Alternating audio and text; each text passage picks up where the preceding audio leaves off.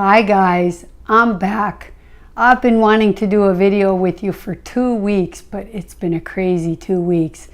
And I really just want to do a video today to just kind of tell you what's been going on so I can do a little rant, I guess.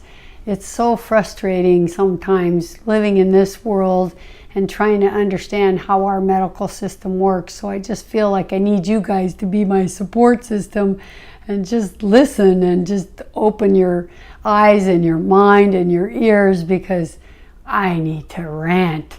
That's why I like my podcast name, Vidal Speaks, because I get to speak about anything. Anyway, let me tell you what's going on, because it's a sad story. So we have a friend, actually we have a couple, and it's a husband and a wife. And our friend, and I don't even know if I really want to say his name, but anyway, the husband, who's our really good friend, and we just found out 10 days ago or 2 weeks ago that he was diagnosed with a brain tumor.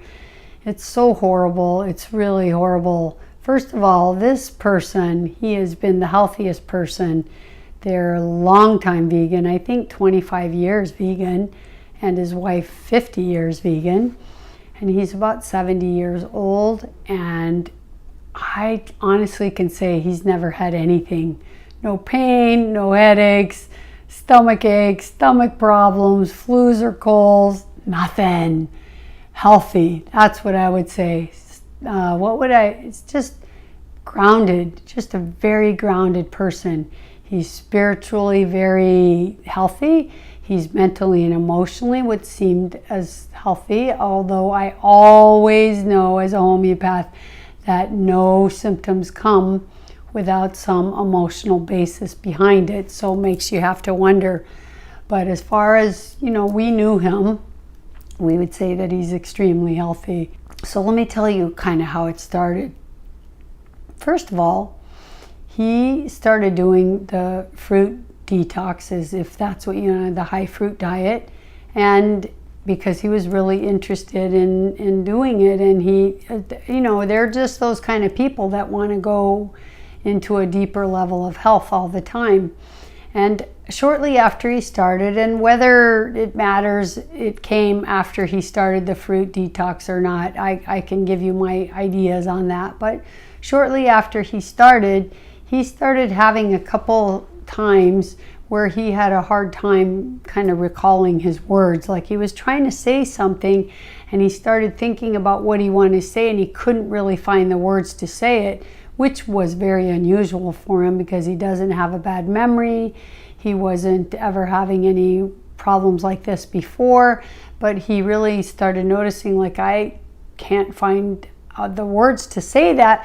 So sometimes what people do when they're aware of that, they start trying to talk around that. Do you know what I mean by that? They're like looking for other ways to say it. And so it didn't really seem that strange to him, although it was strange enough that he mentioned it to me and Lloyd, and we were talking over lunch one day, and he said it was really weird. I had this thought I was trying to get out and I couldn't get it out. And so we all talked, oh, that's interesting. Maybe you were getting some toxins out of your brain. And that was like the temporary feeling of, let's say if you're excreting mercury or lead in a big detox, then you can have a strange feeling in your brain. So we kind of let it go, and a month went by, and maybe it was a few weeks or a month, and it happened again. But this time it was a little bit more severe. It lasted a little longer, and he really didn't feel so comfortable maybe talking around it to find the words. And then it happened again a couple weeks later, and it was actually a little more serious. But when it happened the second time, they actually texted me, because I think I texted to ask him how he's doing. And they texted me and say it happened again. And I said, I really think you guys should go to the ER, because you never know. It could be like a little hemorrhage in the brain and a little stroke. And it's better to be safe than sorry. And as a homeopath, I know, this is a really important lesson we have to learn, is when we need to send someone to the emergency or to a doctor. And this is very much a sign of a stroke. So I figured maybe he had like a small stroke or a small bleed, and that he should get it checked out. So I told him in my text that I thought they should go to the ER, but he really didn't want to go. There's lots of reasons. Look, I understand you kind of get in the system and then they start with all the tests, and I don't know, I get it. You know, they're really financially strapped and in a difficult place. And although he has Medicare, they don't have the supplemental. So it's still like you still start thinking, okay, what's that going to generate? All the bills. And people think like this nowadays with the way health insurance is. So they decided not to go. And then about a week or two later, it happened in a way that was different. Now he started speaking stuff that didn't even make sense. So now it was more critical. And then I think they waited a few days, and then I really said, you guys need to go see a doctor, but even go to emergency, because if this happens, it could really be a stroke, and if you wait too long, then you could have a big stroke. So I wanted to be safe. It's always better to be safe than sorry, especially when you know the symptoms are either of a stroke or something else that could be going wrong in the brain. So they decided to go to the ER, but unfortunately it wasn't right after that happened. And when they did go to the ER, they told the doctor there that it had happened some days ago. And because it had happened some days ago, it's no longer an emergency.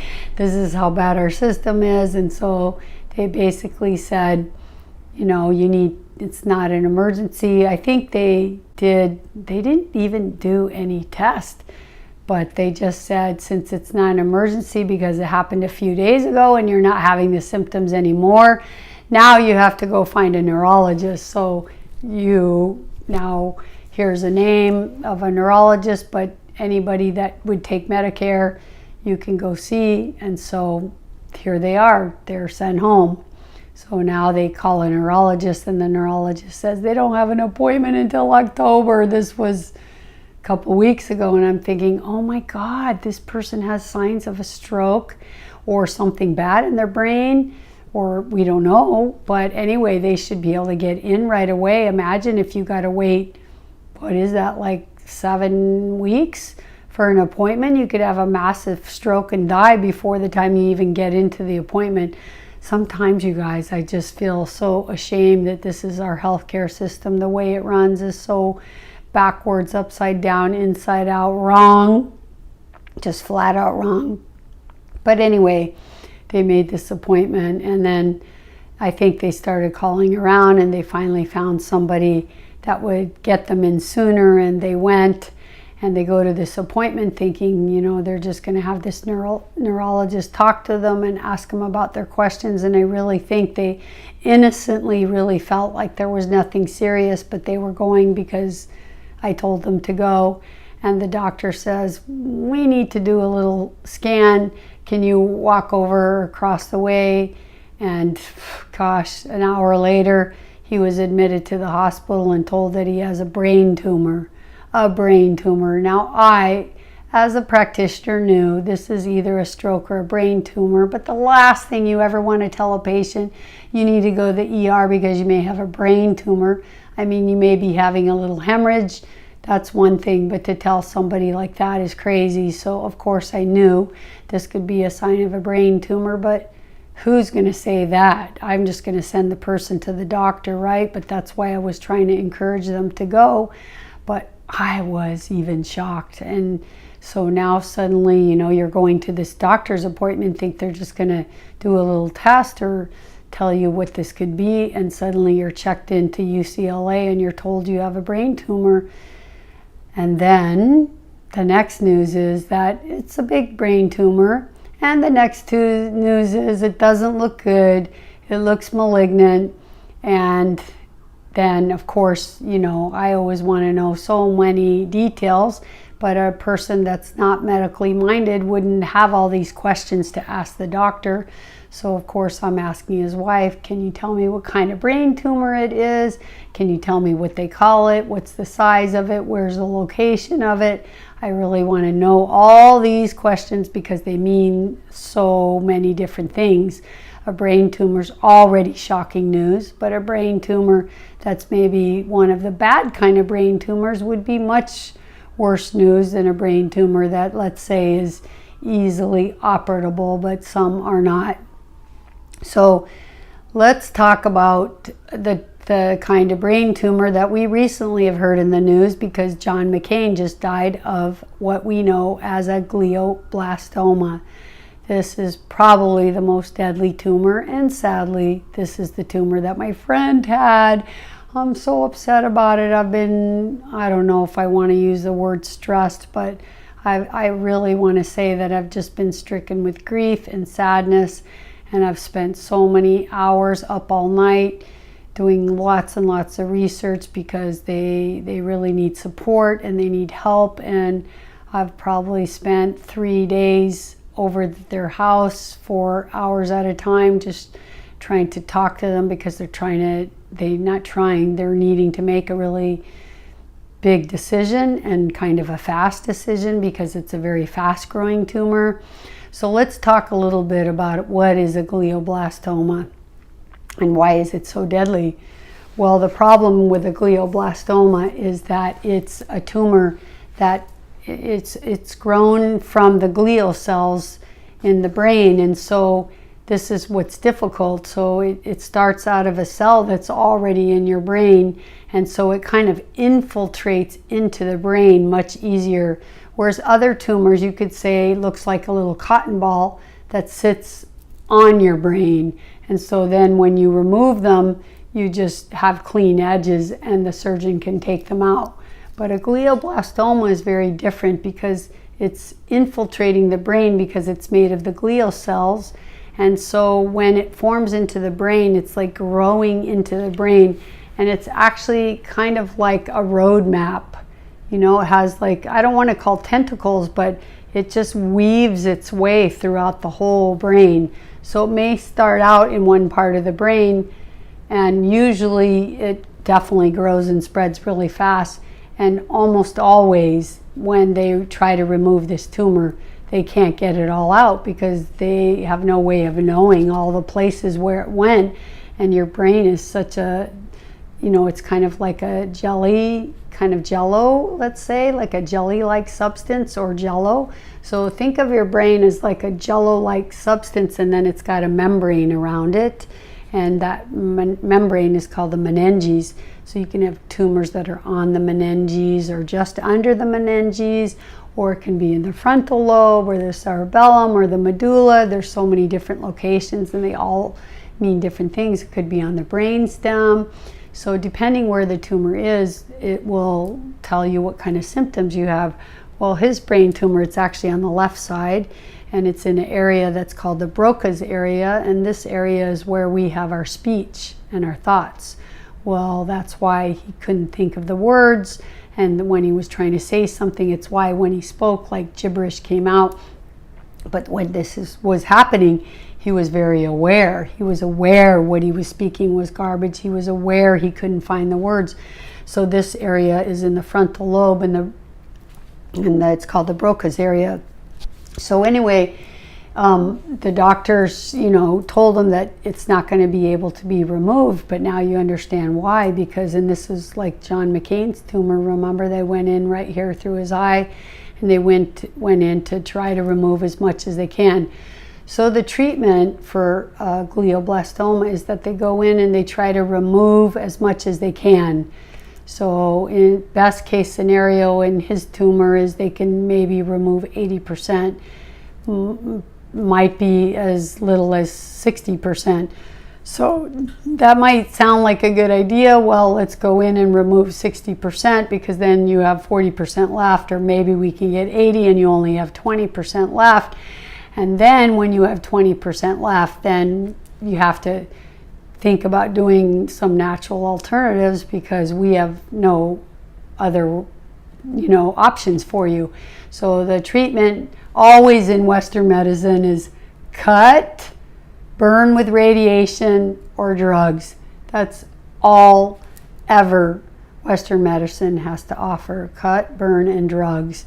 And sometimes it's really important, like cutting, like a surgery in a life-saving situation, like when my partner Lloyd severed his aorta, and they were able to cut open his chest, and he had severed his aorta in 2 places. They were able to give him a new aorta made out of Dacron. This is a miracle, actually. This is when medicine is at its best. So it's not that I'm against medicine, but in chronic, what we want to say, chronic disease, because that's what they call it. But you guys all know I don't believe in disease, because it's all just toxins stored in our weak part of our bodies. Wherever we're weak, wherever we've suppressed, those areas are really blocked up with toxins. And when toxins are blocked up and our cells can't work anymore, then the cells die, and those bad cells start clumping together, and then that's what they call cancer. But it's no different than any other toxin stored somewhere else.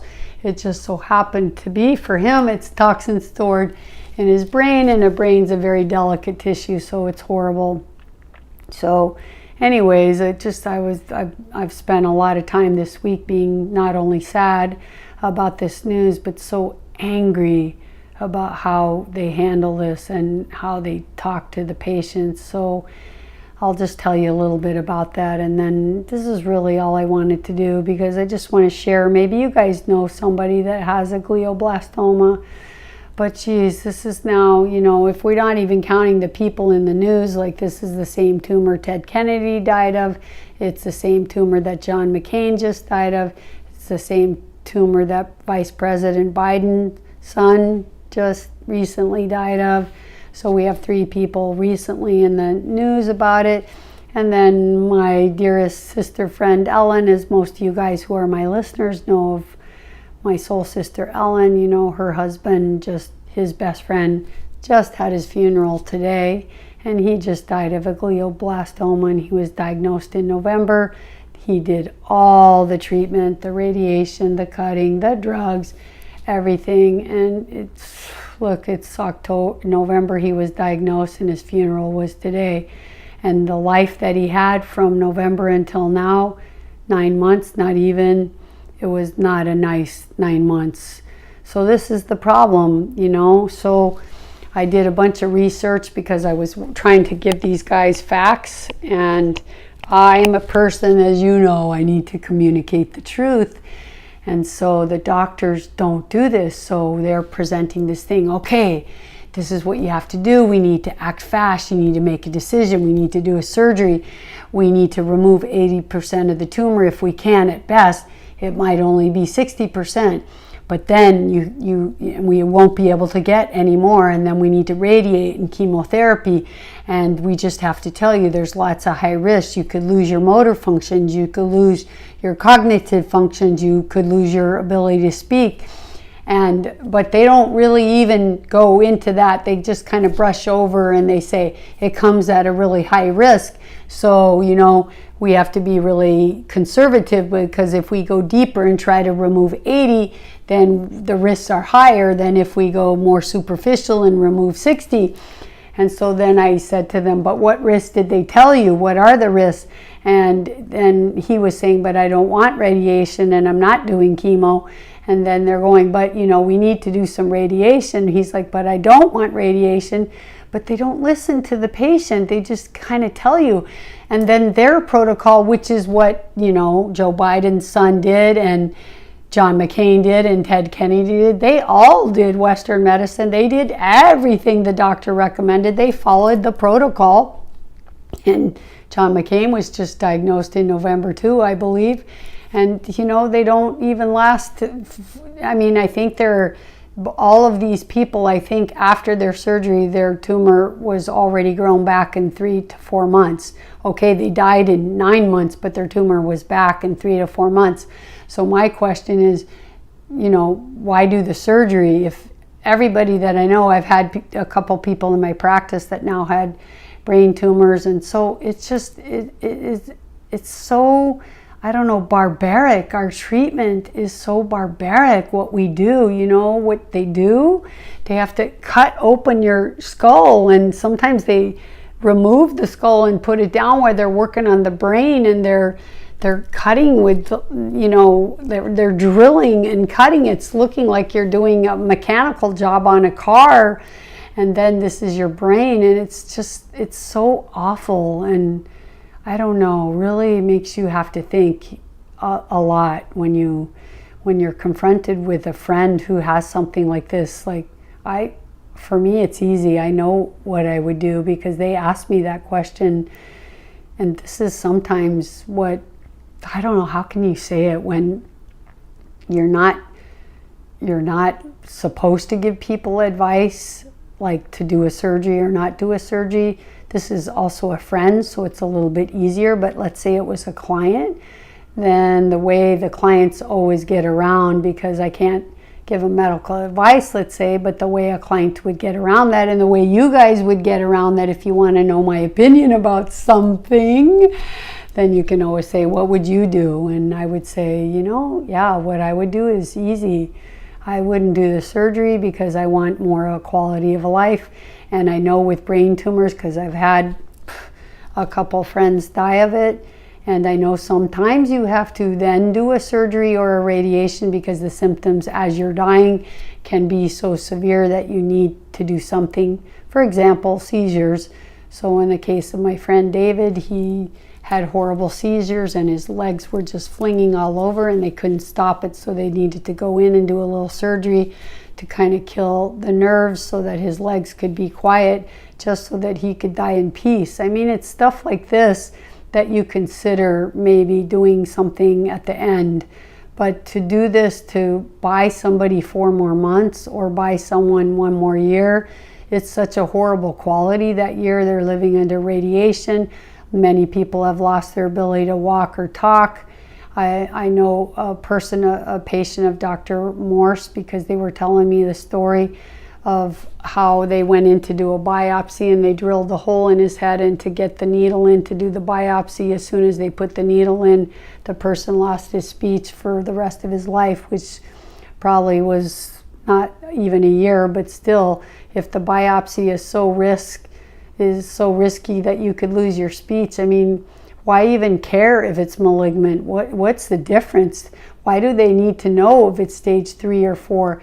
Because of how much time you have? But what's the difference? I mean, why not just assume it's aggressive and malignant and do the treatment that you would need to do if it was malignant, right? Like, I wouldn't do the medical treatment anyway, so whatever I'm going to do homeopathically and nutritionally and herbally and nature's medicine, whatever I'm going to do, fasting and all the things that I would do, wouldn't matter to me if it's malignant. I'm just going to assume it's malignant and do the most severe diet and protocol that I can do to get well. So this is crazy. Like, but they need to really do a biopsy, his wife. Why? Why do they need to do a biopsy? Well, because if it's non-malignant, then we have more time. And what would that do? I mean, if you're going to do the surgery, then I don't get any reason why to do a biopsy. Honestly, I don't. It doesn't change their treatment. They're still going to radiate, chemo, and cut. This is just, they cut, surgery, drugs. This is all they have. It doesn't matter, you know. And then I watched this great YouTube video, and it was from this neurosurgeon that was talking about how he, in 30 years of glioblastoma treatments, they haven't advanced anywhere. It's still the same barbaric treatment. It's all the same, but he came up with some form of radiation where he radiates instead of the tumor. He talked about it as the tumor being like, if you look at a highway map in California and you see all the highways, the 405, the 101, the 10, the 5, and you see this is how this tumor grows. And he discovered a technique that he radiated kind of in front of before, like, so he's radiating the other part of the brain instead of the part of the brain of the tumor, so he's preventing the tunnels from growing, and it can give someone, he's had patients live 4 extra years, and I think they had one patient live 10 or 11 extra years. So he feels like that's the best that they can find so far, because they're able to extend a life more, you know, than a year. And his stats, and he's a neurosurgeon that deals with these kind of tumors every single day, and he's done thousands and thousands of surgeries, and he says that in the best case scenario, they can give you, you know, I think they told my friend that he had 1 to 2 years if he did the treatment, and without the treatment, 3 months.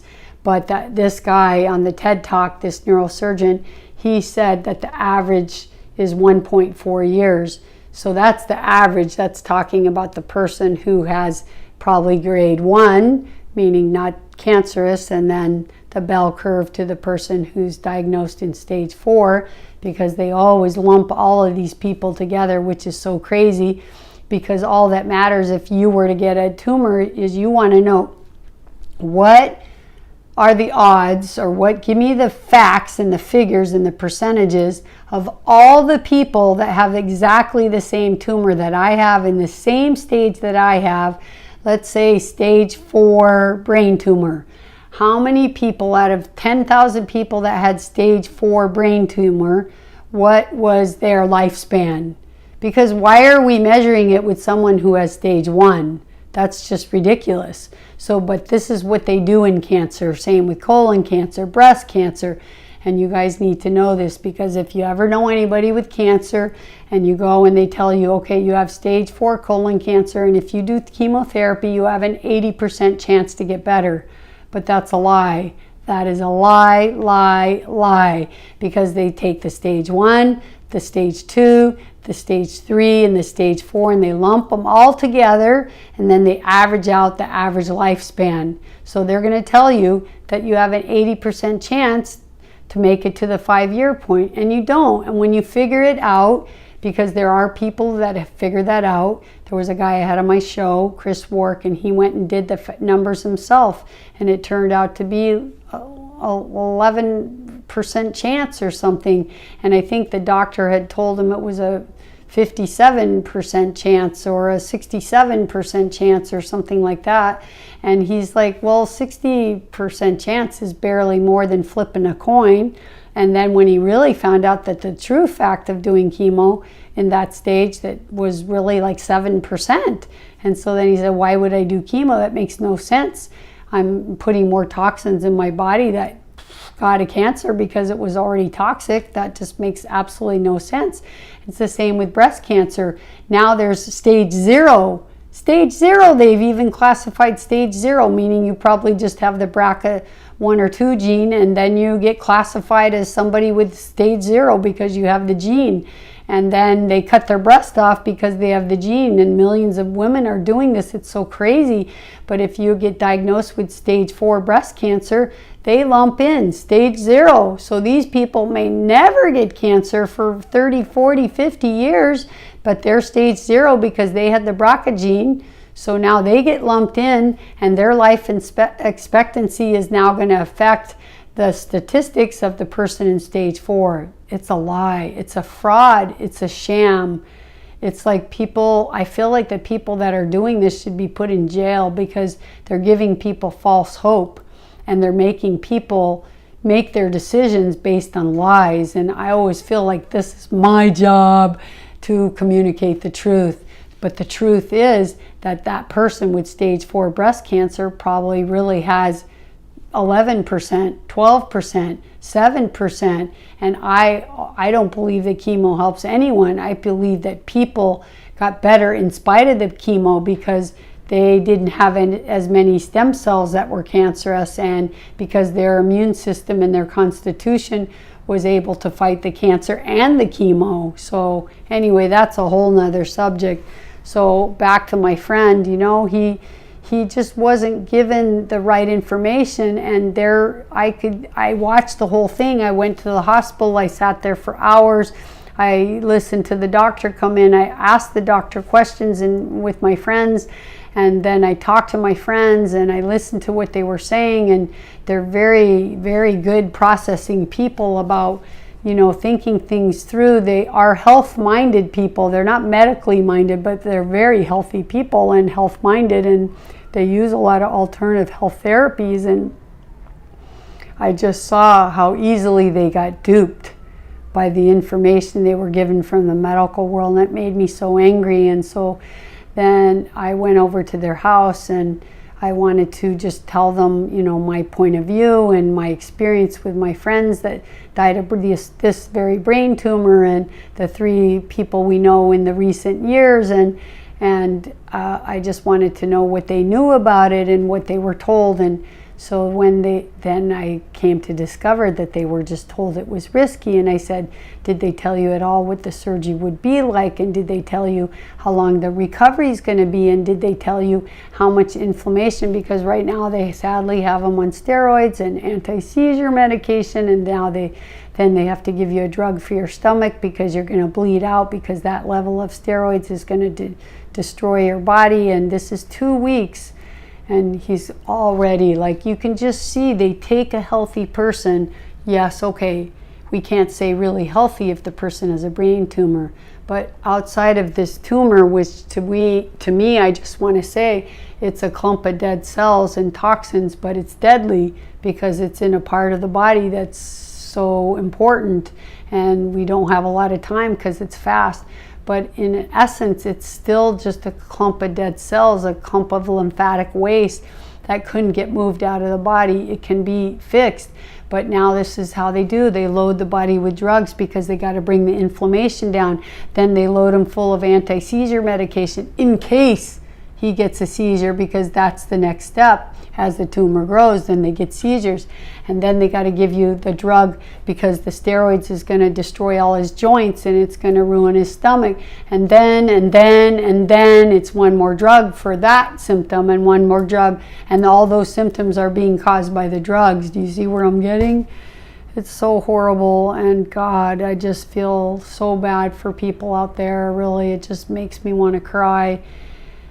And people have no idea that there's another way, and they just all out of fear. These poor people, of course, they're all scared, and people just rely on their doctors. But this is a kind of tumor that's so bad that even their doctor tells them, okay, this is deadly and we can help you, but we can extend your life 1.4 years. Please, 1.4 years. I treasure every day of life.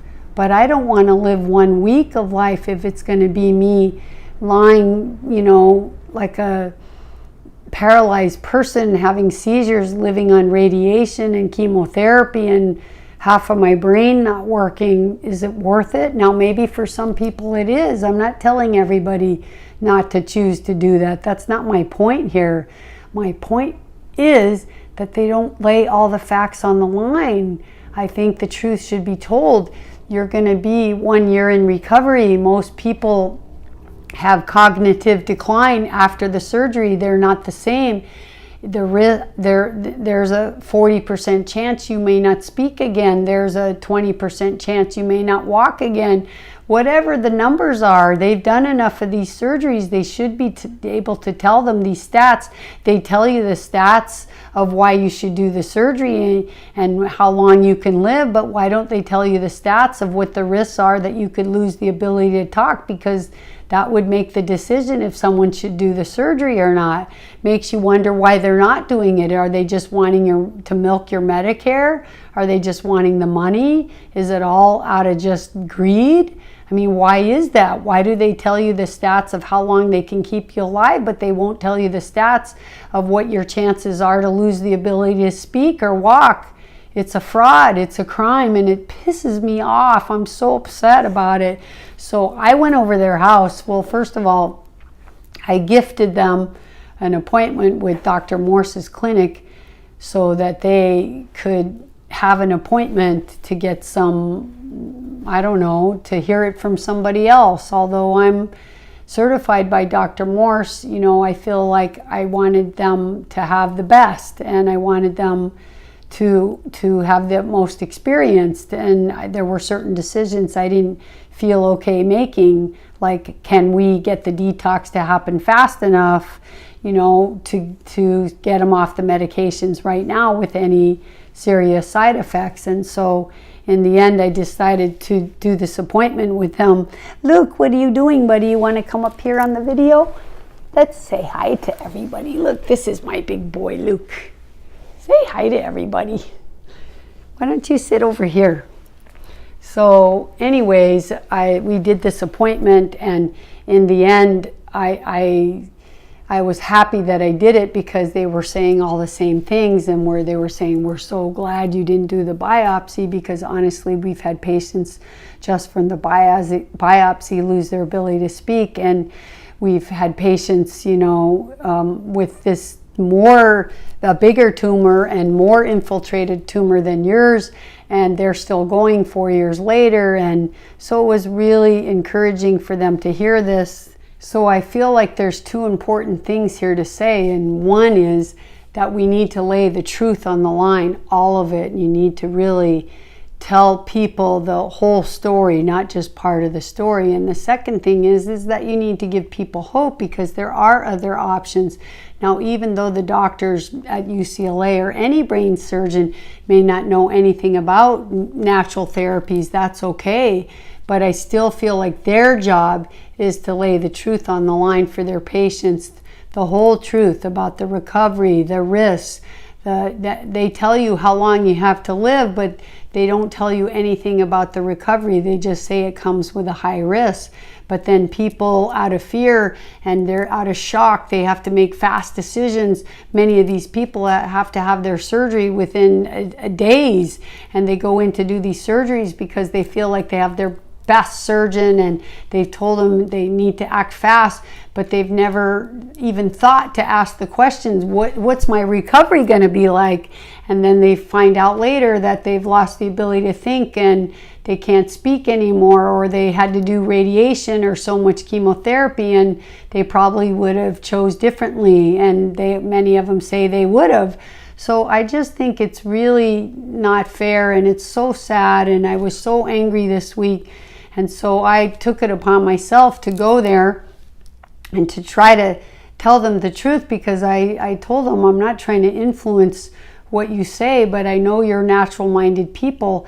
And I could tell that they were, what would I say, not enthused, but they were feeling hopeful, because they kept saying to me, but the doctor said that they think that maybe they could get 80% of the tumor out, and then that takes 80% of the tumor out right away, and that leaves us only 20% that we could work on with natural therapies. But what they don't tell you is to take that 80% out, it's going to take you a year of recovery. You're going to be on so many steroids, more steroids than you're on now, and they're already worried about your body. And now they're going to put you on massive dose of steroids, because when you have a brain surgery, there's massive inflammation, and then they're going to have to radiate because of the massive inflammation. Whether you want radiation or not, you're most likely going to have it after a surgery to control the massive inflammation. And so, but they don't tell you this stuff. They just make it look like we're going to go in and quickly grab 60% of the tumor or 80% of the tumor, and then you'll have 20% left, and you can do your alternative therapies with that. But they don't go on to tell you, like, you know, it's a 40% risk to not walk again or to not speak again, and you're going to be, you know, 1 year in recovery. Like, you're not, it's just like, why don't they tell you this stuff? Because if they told you all of that, I'm pretty sure that most people would say, it's the risk and the reward is not worth it. I can't go through those kind of risks for the little bit of reward. And I don't know what the percentage is, but out of the 5 or 6 people I know that have had gliomas, or glioblastomas as they call them, their tumor has all grown back within 4 months. And even this doctor on the TED Talk, he even said that you can remove the tumor and most often in 3 months it's back. So it's like, what's the point?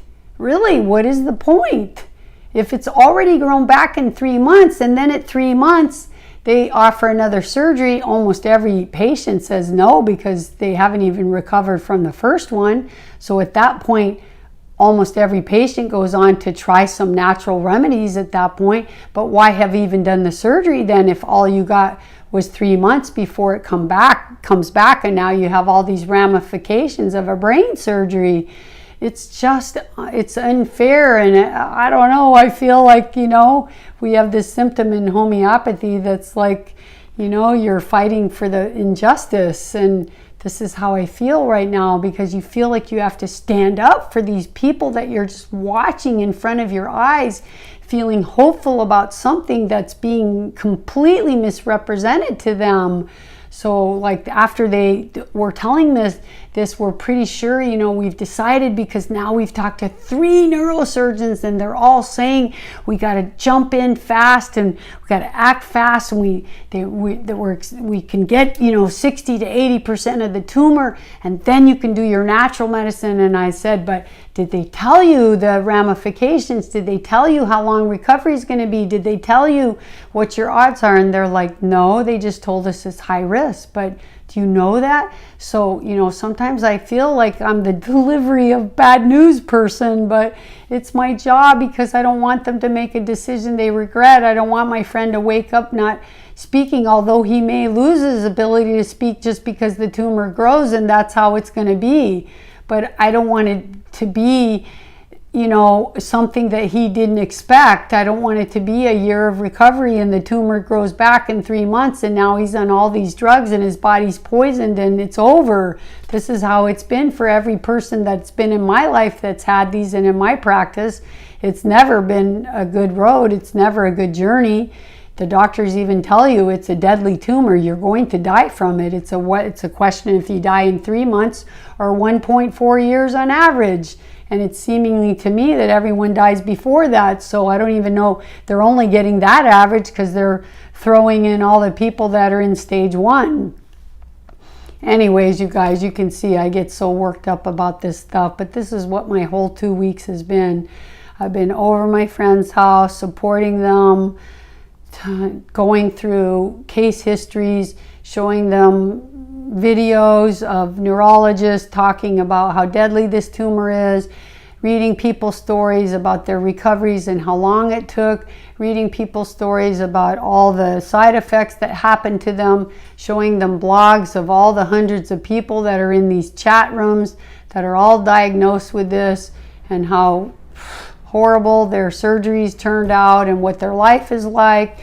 And you don't want to only, I'm sure there are some decent cases, but in best case scenario, we're still talking it's brain surgery. It's still months, and okay, maybe they got their speech back temporarily for 3 months until their tumor grew back, but everybody's tumor is going to grow back because they can only remove part of it. They're leaving a cancerous tumor in your brain. So, hey, what would you guys do? Would you do surgery? Would you want to know what your odds are to lose your ability to cognitively think about anything, to walk, to talk? Would you want to know these things? I would like to know how you guys feel. Make some comments below on this video and let me know how you feel, because I'm really upset about it. There was a movie. What was that movie? I'm sick and tired, and I'm sick and tired of being sick and tired. It's like this. And I think it's time for my bullshit detector. Bullshit level, DEFCON 5. Oh, come on now. That ain't even bullshit. That's horse shit. And it is horse shit what they're doing. It's crazy. Am I crazy, you guys? Really, it's bullshit, because they're only giving you part of the story, and it's not fair. People are not medically trained. They're not going to know what medical questions to ask their doctors, but that's why you have to educate yourself, and you have to ask all the questions you can imagine, and then maybe even have a consultation with someone natural, because really what they're doing, it's your life. And it's at the cost of your life, right? So I am not here to tell you if it's the right thing to do a brain surgery or not. But what I am here to tell you is that we need to get all the facts on the table. And if you can't even get the medical facts from your medical doctor, then you're not in a position to make a good a good decision or a right decision for you. Look, a right decision, we don't know if you will live or die no matter what road you choose. You can choose the alternative path, and like they said, you'd be dead in 3 months. Or you could choose the alternative path and be 4 years later and still be living. Or you could choose the surgery and be dead in 2 months, because there is no way to know what the outcome will be or which is the best one. But one thing we can ask for is all the facts on the table and all the truth on the table, and in a way that gives us a chance to make a proper decision. So I don't know what the story for me is about this, but it just really just peeves me to know that people are told lies and then they can't make a good decision when their life is on the line. So I would like to know, how do you guys feel about it? It's something we should share, and we all know somebody that has cancer, that's for sure. And the facts are skewed and the doctors are not telling the truth. So I feel like my job is to tell you the truth. And this is, in the end, this is, maybe going to save one person's life, or maybe you can educate someone and they can educate someone. In the end, the truth gets out. It's a grassroots effort, you guys. This is how it has to be. So in the end, I went over to my friend's house and I told him all those things, because I wanted to feel good about when he made his decision. I want to feel good that he made his decision with all the truth on the line, with all the facts. And I feel like I've done my job now, even though, yes, it feels like sometimes you have to be the delivery person of bad news. But that's okay, as long as I feel that I can live with myself, because I told my friend everything I knew about that, and then he can make his decision. And now I'm sure some of you are asking, like, what are some alternative options for a glioblastoma? And that's a good question. So I did a lot of research some years ago, and that's a long story, and maybe I need to tell you that story. But first, I want to tell you about what I know about, I wouldn't even just say a glioblastoma, but what I would do in the case of a cancer diagnosis. But in the case of a glioblastoma, it's even more important because it's such a fast-growing tumor. So what I've learned over the years and recently, but I'm going to tell you about all the things I've learned. One of the great things for a glioblastoma or any brain tumor, but it's also a great cancer remedy, is the essential oil, frankincense oil. All of you, I'm sure, have heard of frankincense oil, but frankincense oil comes from a very sacred tree, and we know it as boswellia, and it's a very sacred oil. So this oil is very particular to the brain, and especially brain cancers. So the way people use frankincense, you can do your own research on this, but the way people use it is, there's actually quite a many ways you can always use essential oils. You can put them in some kind of misting and aromatic way where you put them into the air and the body smells them and breathes them, and it's a way to get them through your mucous membranes. You can rub them on your skin with other carrier oils, and when you do it that way, you could use apricot oil or almond oil, or there's many different oils, but you put the few drops in them and you put it on your skin. In the case of a brain tumor, many people are putting it on the scalp because they want it to penetrate there. Now, I'm not going to suggest that you take it internally because many oils are toxic, but I can tell you that many people have taken frankincense oil internally, but you need to have a very clean source of it. So you need to use an oil from a company that's really, really reputable. And I can just tell you what other people have done. They've taken 2 drops of it and they've put it either directly on their tongue. Many people say to put it in a beverage. So you should do your own research on that and see what feels right for you. But they do that every couple hours. I know one girl that had a brain tumor that healed herself did that every couple hours. You can find research on this, you guys. There's people out there doing alternative methods. And another way you can take frankincense is there's these little packages sold, and they look like little rocks and little stones, and it's little nuggets of frankincense, and you can drop these in hot water or a beverage, or you can even just eat them and put them on your tongue. So many people have written about the curing properties of frankincense for cancer and brain cancer. I've used it even on my cat. I put a little drop of it. He had a big tumor on his head. Actually, it was probably the size of a marble. And I put, he hated it because, you know, it has a very aromatic smell. I like the smell, but cats don't usually like things that strong. But this cat is so anxious about anything. But I put it on a Q-tip, and I just went boop before he could run away. And honestly, that one drop, it over the course of the next 2 months, it just took the tumor and ate it right away. I've used it on skin cancers, and you can drop a few drops of the oil and put it in your lotion and rub it on your skin, and it can help get rid of precancers and skin cancers. But taking it internally is another way that people with serious cancers have done it, because it's a bit more aggressive, but you have to make sure you feel safe doing that. So of course, another thing for brain cancer would be homeopathy, and as a matter of fact, for any kind of cancer. So there's 2 Indian teachers that have made these protocols, and sometimes for homeopathy, we talk about doing classical homeopathic treatment, right? Where you take the patient's case and you have to listen to all their symptoms and you pick a very specific remedy. But then there's some people in practice, especially in India, because it's such a popular medicine, and there's a doctor there who sees 100 patients a day, and he has 10 practitioners, and they each see 100 patients a day.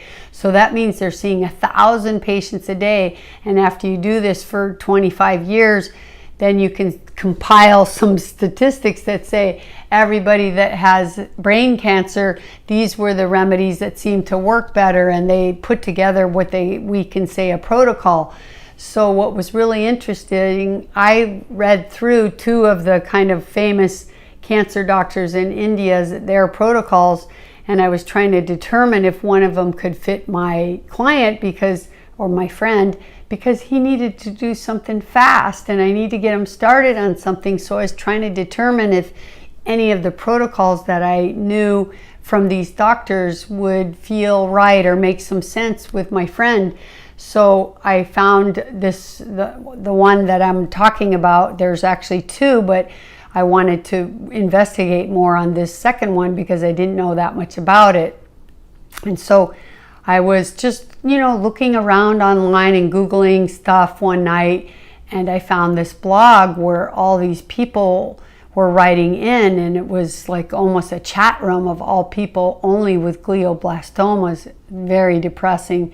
So many of them were like, I'm 23 and I just got diagnosed Friday and I'm scared, and I'm 28 and I'm 4 months into it and I had the surgery and now my tumor's back, and I'm 31 and I've lost so much of my cognitive ability after my surgery, and my recovery is so slow, and I don't know, it's almost all depressing. But anyway, one lady in there wrote in there, like, you should try this protocol. It got me well. And I said, what is that? And then I clicked on it. I go, oh my God, it's the homeopathic protocol that I was reading about. And so then I read more and more and more about it. And I found this scientific paper that was written, MD Anderson. Okay, it's a very famous cancer hospital in Texas.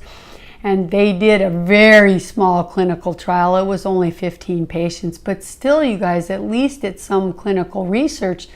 And I'm surprised that MD Anderson, I know they're a bit alternative because that's where that guy, Dr. Brzezinski, if you guys haven't seen his movie, you should, because, he went to jail because he had this treatment for brain cancer that was helping people. And then, of course, they got him arrested. But anyway, I can't remember the name of the movie, but if you just Google Dr. Brzezinski movie, you'll see it. But anyway, he's at that hospital, so they're probably more open-minded, I guess you could say. So these guys, these people at the hospital, they wanted to try this protocol that this Indian doctor had put together, because this Indian doctor had trained many cancer doctors here in America. So they took 15 brain cancer patients, but out of those 15 brain cancer patients, 7 of them were gliomas. So they were glioblastomas, 7 of the patients. They did this protocol and 6 of them went into remission. That's pretty good. 6 out of 7. So these are the kinds of things I'm looking for. Are there some science to back up what people are saying? Or are there some great clinical cases where people do a YouTube video and they say they had a glioblastoma? Because I found a few of those too, and they said I had a glioblastoma and I did a fast surgery and I did radiation and chemo, and in 3 months my tumor grew back and the doctor said it's over. And now if you want to try natural medicine, go ahead. And then they tried raw food diet and they healed themselves. And another girl did raw food diet and juicing and frankincense oil. And you can find people talking about their stuff. So you just have to look around. You just have to be able to do the research. But in this case, it was so cool because this lady was talking about this protocol and it was a homeopathic protocol. And I said, yes. So that's the protocol I already started my friend on, and it's 2 different remedies and you have to take both of them twice a day. So it's fairly simple.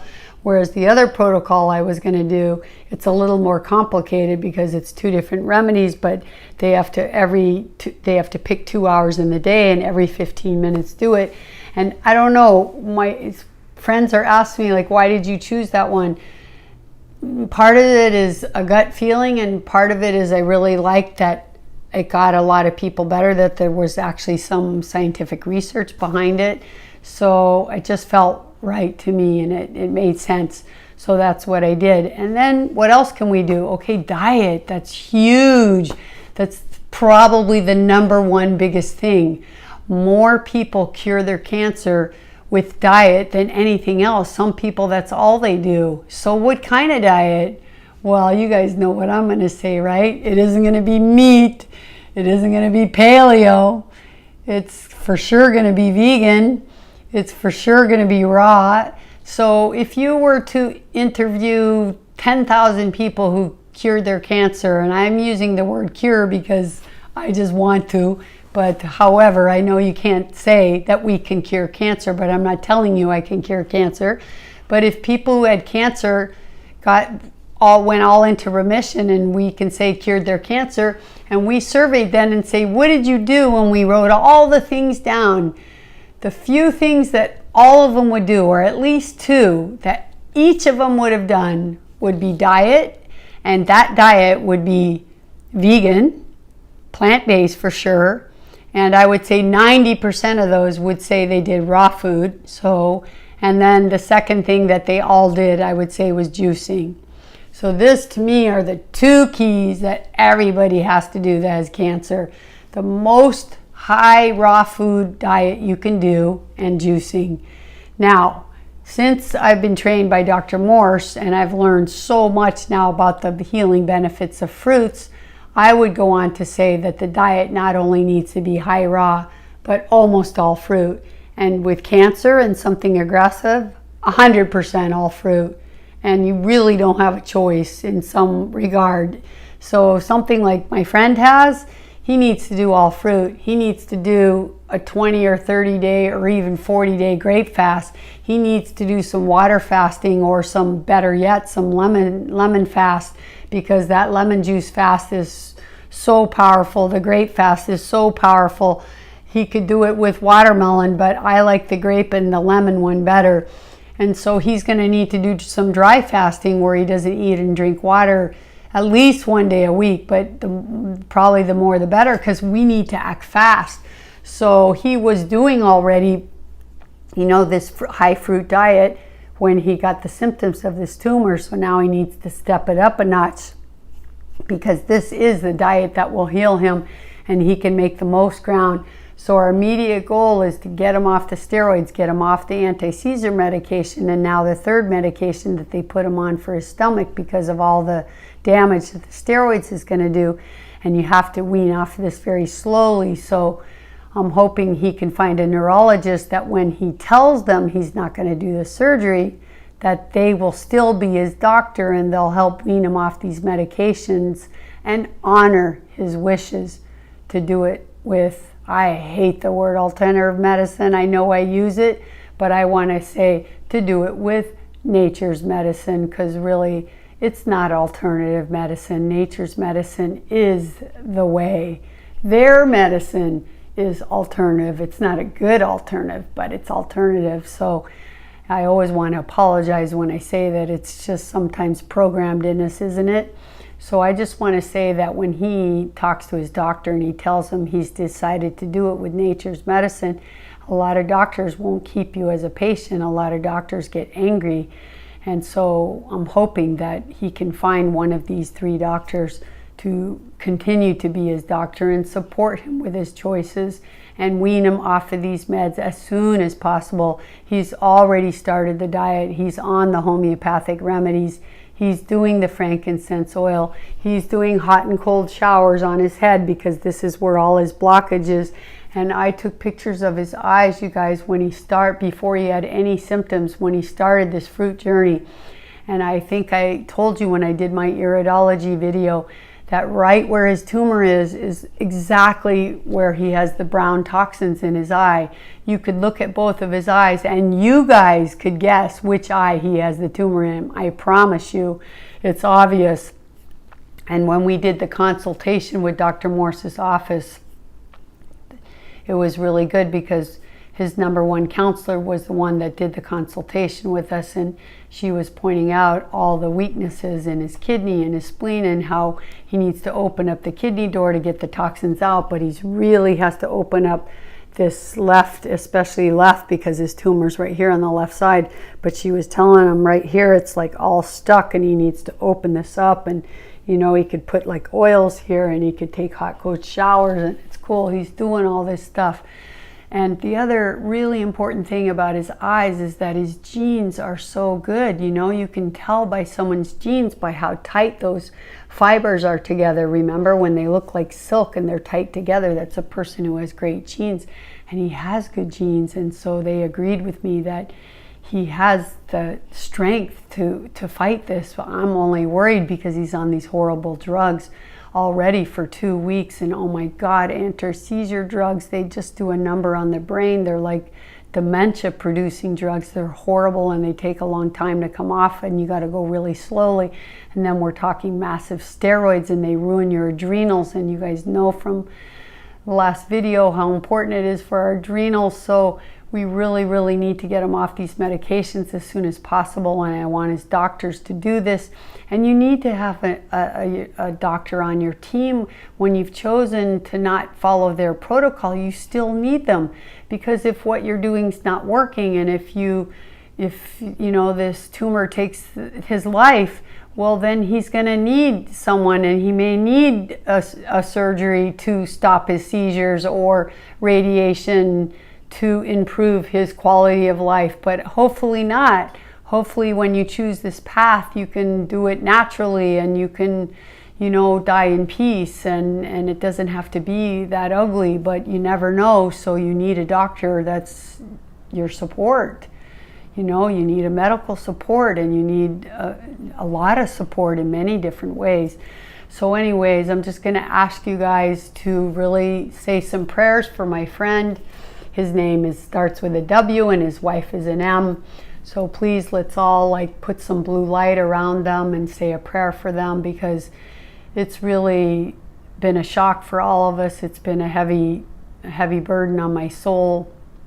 This last couple weeks, Lloyd and I have shed some tears over this, and I've been doing a lot of research to help them, but they're on a good path. And I know there's so many other things, and you should do as many things as you can when you have a fast growing tumor like this. He's got people praying for him. He's extremely spiritual. He's doing a lot of meditations, and in his meditations he's asking for answers, and he's asking for healing, and he has people doing distance healings on him, and all of these things, and prayer. And that was one of the great things that they said at the clinic. Just connect with your inner you. You guys, this is just our physical body that we're here to live in. You know, we want to take as good a care of it as possible, but it's not who we are. Who we are is the beautiful, bright light inside of this body. And when you meditate or you pray, especially in prayer, you need to connect that beautiful light directly to the universal light or God or whatever word you want to use. For everyone it's different, but you need to connect directly to that source, and you need to ask, for healing. And when you connect to that source, you're out of your own thinking and you're out of your own brain, and you're just in direct connection. And this is a very powerful way to get healing. So all of these things are important, and I just think it's important that you guys can learn how other people go through their journey, even in such a short time of bad news, right? You learned something 2 weeks ago and your life is thrown like into a tornado, and then you watch how other people are handling this, and maybe this can help you guys too, and I'll keep you posted on his progress. But we're climbing an uphill battle, that's for sure. We've got a big mountain to climb, but I have hope and faith. And I look at his eyes and I say, if anyone can do it, he can do it. And he's got strong genes, and he's very grounded, and he's spiritual, and he's in connection with his prayer, and he's balanced, and he's had a good diet for a long time in his life, but now we got to step it up to this notch. So that's how I'm going to end it. I just want to let's send him a prayer of love and light, and pray that he can get well. And if it's not his time, then he won't, but let's hope that it's not his time to go, because I'd love to see him get over this and help other people with his journey, because that's the beauty of getting well, is wow, there's so many millions of people that need help, and to hear these kinds of stories. So I hope he will be one of those, and if so, he'll be on my podcast, that's for sure. All right, you guys, I love you so much, and thank you for being there for me and listening. And I'm sorry I have to rant, but sometimes you have to be the bullshit meter. Warning, bullshit alert. Yes, sometimes I have to be the person to tell you guys that that's bullshit. And so much of what we do in the medical world to treat chronic disease is bullshit. And I'm here to tell you the truth, you guys, and to expose you to the truth. So I hope you appreciate that, and I sure appreciate you. I'm so filled with gratitude that I even know how to do these videos, that I can reach. I want it to be millions. Please let me reach millions. Please let me help millions. It's my life work. I need to be here to help people and to spread the truth and to speak the truth. And that's why it's called Vidal Speaks. All right, you guys, I love you. Peace.